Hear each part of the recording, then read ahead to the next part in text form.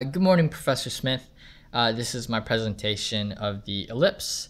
I do apologize, this is not too fancy schmancy. I just have paper and pen and a computer for visual. So first up is the 6 examples of real life ellipses. And yes.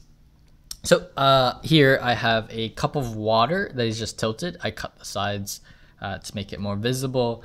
And this is the ellipse, and this is the major axis, and this is the minor axis. Okay. Some types of chocolate are in the general shape of an ellipse. It's pretty bumpy, but that's the ellipse. It's the major axis. This is the minor axis.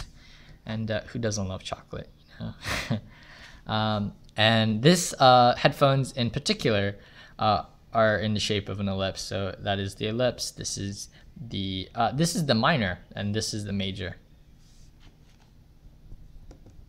Okay.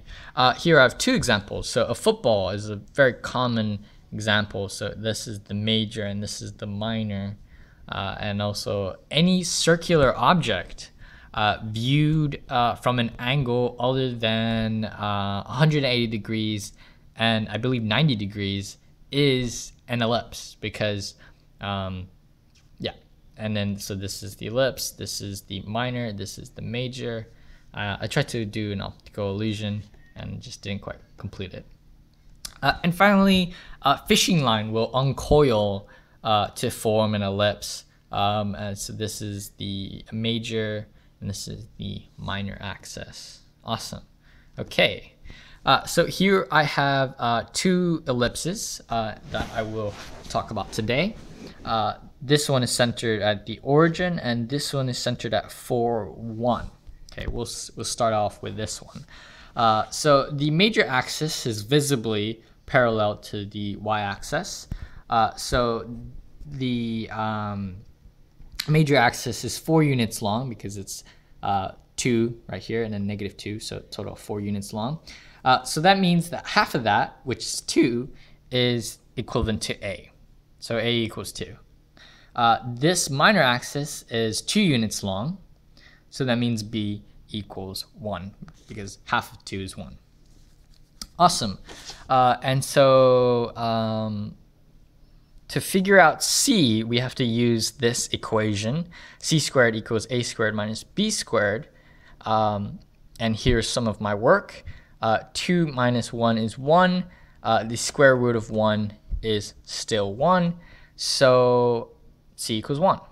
To figure out the foci, we have to use H, comma, K plus or minus C, because A is under the A is under Y. Okay. And so H is 0, K is 0, plus or minus C, which is -1, so it's +1, -1. Awesome. Okay. And the vertices are 0, 2, and 0, -2, because H is 0, K is 0, A is 2, so it's +2, -2. And so the equation is x squared over b squared, which is 1, so that's 1, plus y squared over a squared, which is 2 times 2 is 4, equals 1. Awesome. Next up, I gotta zoom out. Okay. Oh boy. Yep, definitely not good with technology. Okay, awesome.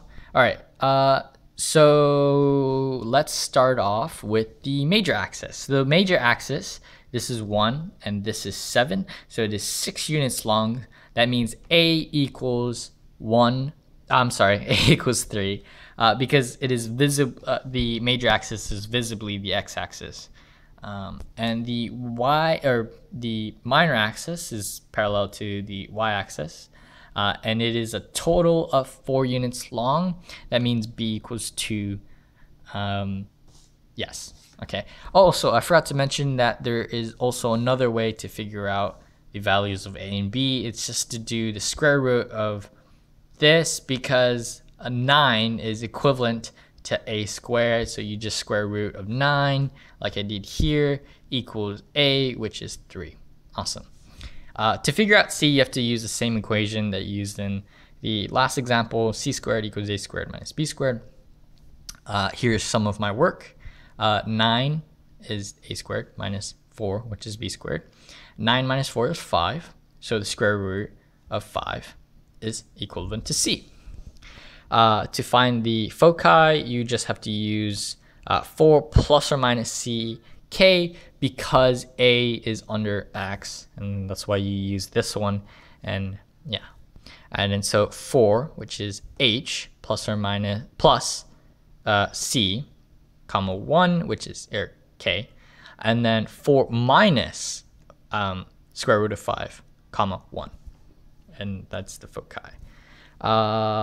So I forgot to mention that the center is 4, 1, because the minus 4 right here will shift the ellipse 4 units to the right, and the negative 1 right here will shift the ellipse 1 unit up. So that's the center.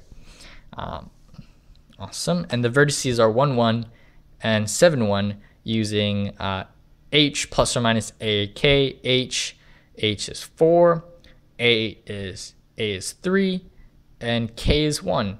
And so if you just subtract a, subtract 3, and add 3 to 1, you get 1. Or you add it or subtract it to 4, you get 1 and 7. And so that is my ellipse. Awesome. My plans for the next 2 years for my major is to go into nursing, and I was considering about trying to become a math major, but I found it increasingly difficult to do so. I do admire people who love math, and I do too love math. And I admire people who can continue to pursue and have completed the pursuit for math, becoming a math major. I want to get all of the prerequisites to get my AA degree in nursing, and finally I want to get straight A's in most of my classes, so I can get scholarships to go into college. I am a student at the FSW Collegiate High School, and I'm very privileged to have the opportunity to take college classes. And I'd just like to say thank you all so much, and thank you, Dr. Smith, and have a great day.